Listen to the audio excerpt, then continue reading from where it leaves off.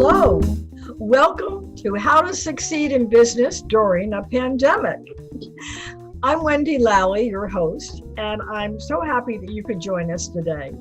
The premise of this show is really very simple. It's an interview with entrepreneurs and professionals who are not only managing to survive during this pandemic, but actually thrive. And what we're doing here is sharing the secrets, if they have any secrets or if they're just good business. We're sharing what they're doing to do so well with you.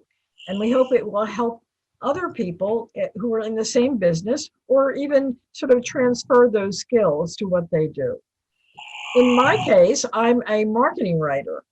And I have to say, I've learned a lot from listening to the people that I've been interviewing during the course of the show. Today, I'm so happy to introduce you to a fellow who you've actually seen before because he was on a previous show, Mike Rattay, who is my producer. And he is, he's incredibly versatile because he's not only producing this show, he's a videographer, he's a drummer, he's an artist, a photographer, and he even sold stocks and bonds. So as you can see, he's got multi talents and interests. But today, what we're going to be talking to him about is social media, because that's another area that he's very, very talented in. This show is really sort of about people's stories, how they went from one profession to another and how they're doing well and whatever it is they're doing today. But the other thing I want to do in this show is help you with skills that you can apply to your business. And that's the reason I asked Mike to come on today and talk about social media. Mike, why don't we get started? Sounds good.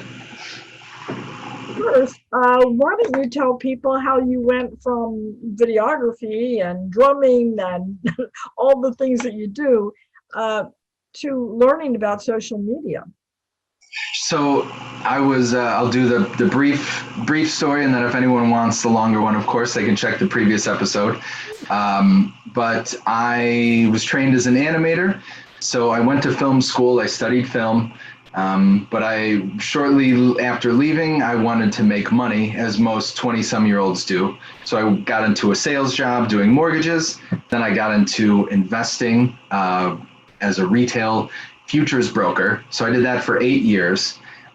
So the mortgages and retail futures broker was all phone sales. So being able to call people, dealing with money, which is basically the most sensitive thing that everyone has. So I had to learn a lot of empathy. And basically I just got sick of it. I got sick of calling people, and I thought there's got to be a better way to attract people to me instead of just calling. And so that's when I started learning more about social media and inbound marketing. And then I realized you could have a strategy for social media, but you also need the visual. And so that's when I picked up the camera again and I started shooting again. And I realized my camera talents were still there because I've been using them all these years. So I just turned that into the services business. So what has it been, 2.5 years or so officially as BulbBrain, doing video, photography, and digital marketing for people.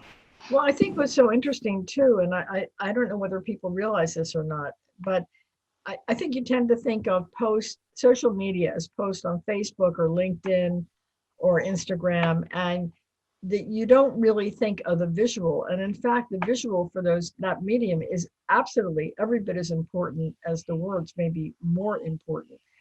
So it's like a natural fit for you in that arena.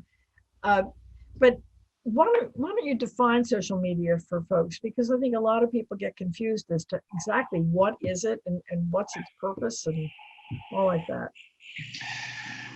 So actually right before this is from StatCounter, gs.statcounter.com, and it said that Facebook accounts for 75% of social media traffic. Wow.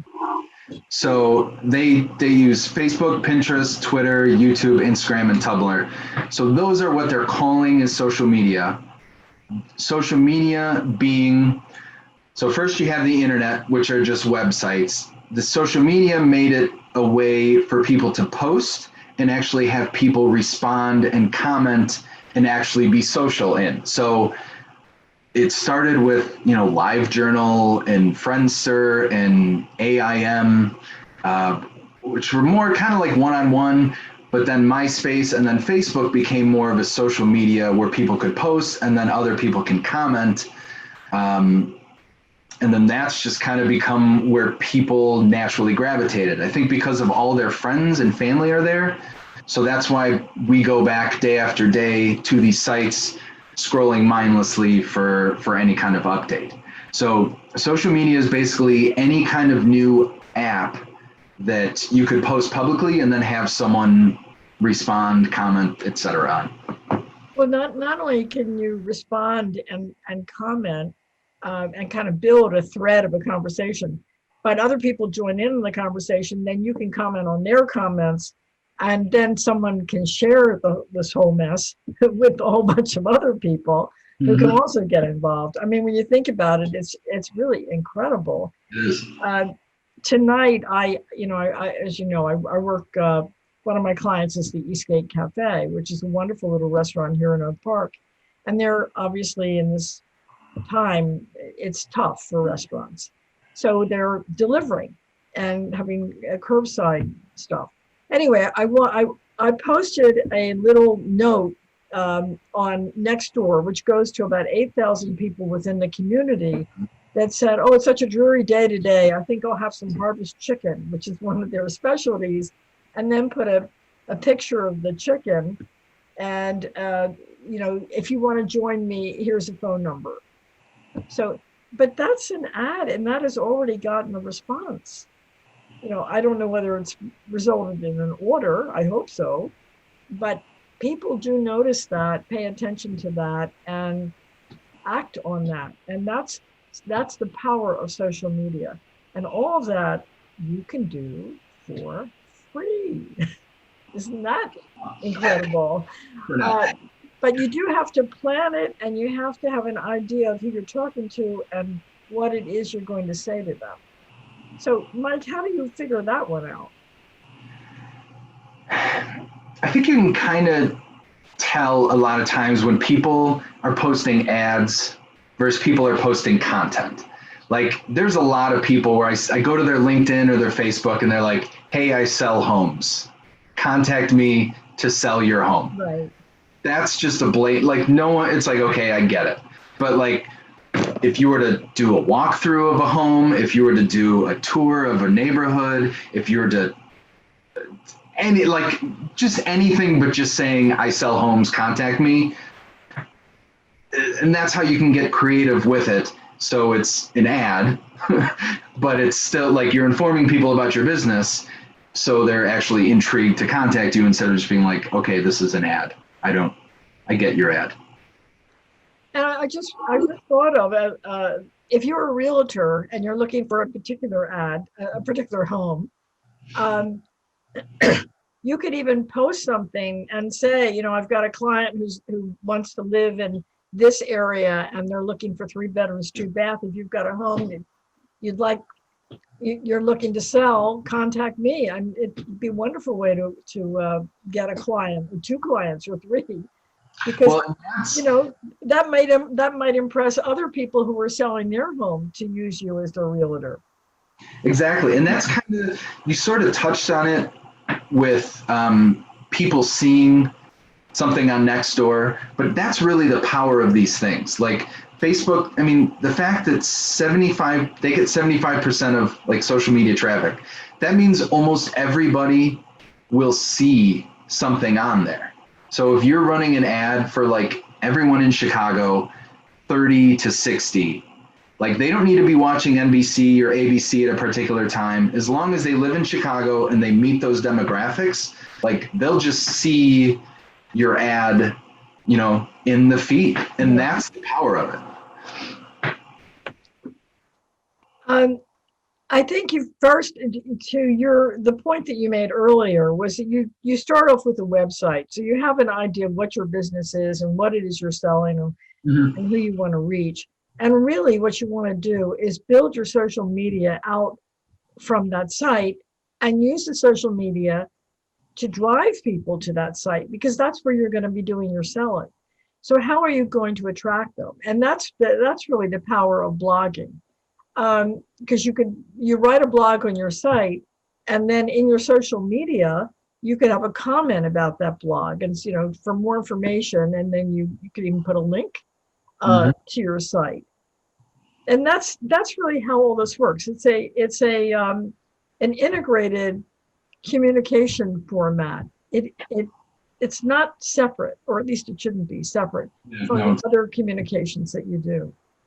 I consider them as layers. I think that's the right way to think of it. I just consider it as layers. Like the website is essential. I mean, you just need a website because people just want to know you exist, and then you throw on your Facebook and then a YouTube and then blah, blah, blah.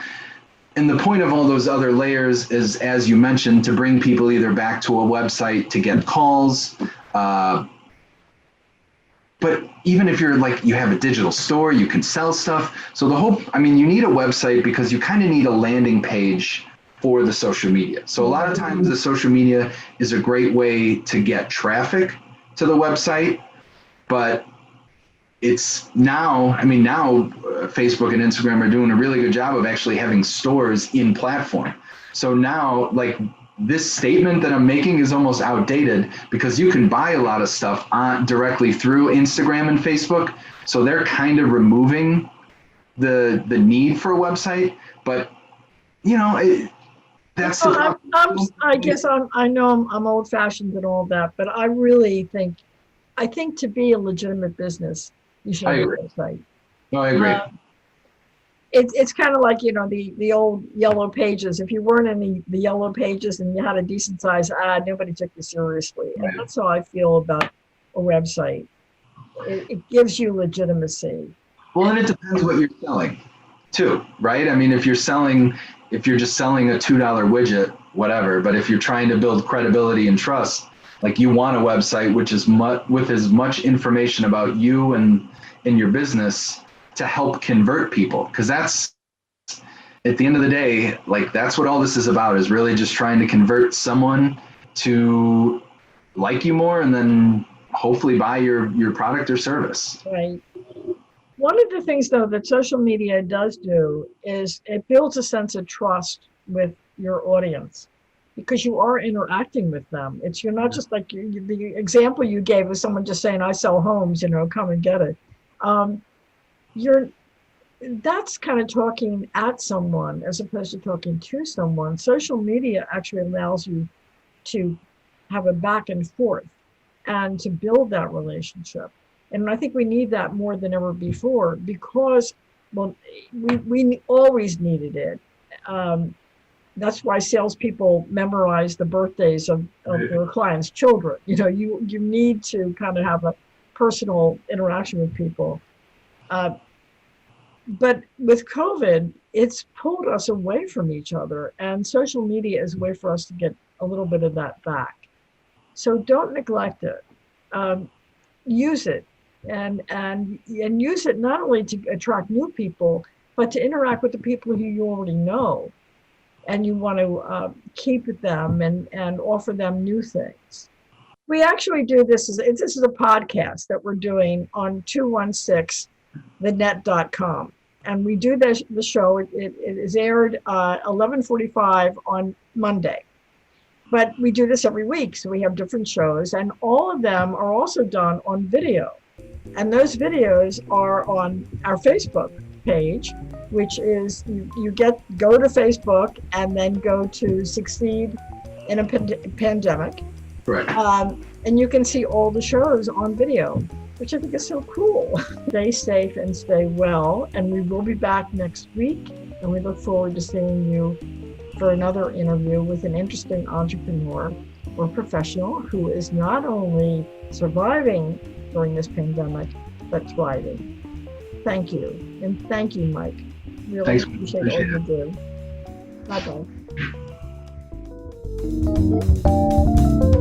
Bye-bye.